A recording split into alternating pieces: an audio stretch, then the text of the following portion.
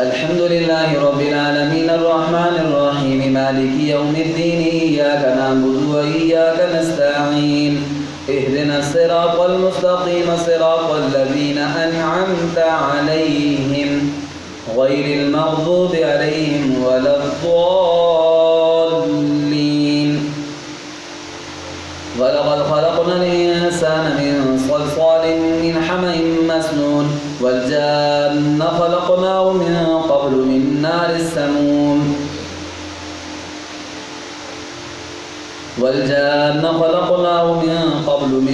السموم وإذ قال ربك للملائكة إني خالق بشرا من صلصال من حمأ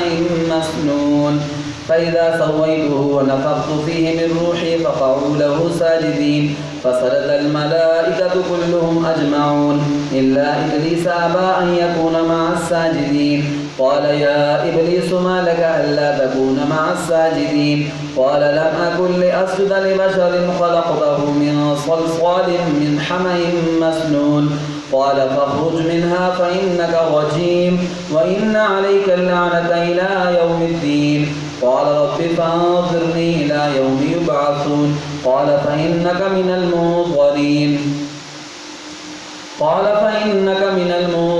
إلى يوم الوقت المعلوم قال رب بما أغويتني لأزينن لهم في الأرض ولأغوينهم أجمعين إلا عبادك منهم المخلصين قال هذا صراط علي مستقيم إن عبادي ليس لك عليهم سلطان إلا من اتبعك من الغاوين وإن جهنم لموعدهم أجمعين لها 7 أبواب لكل باب منهم جزء مقسوم. الله أكبر.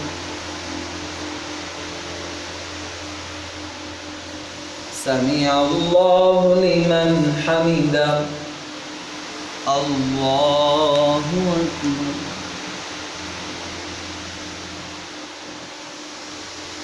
الله أكبر.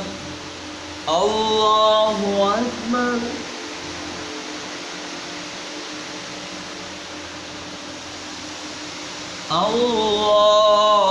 الله أكبر. الحمد لله رب العالمين الرحمن الرحيم مالك يوم الدين إياك نعبد وإياك نستعين اهدنا الصراط المستقيم صراط الذين أنعمت عليهم غير المغضوب عليهم ولا الضالين.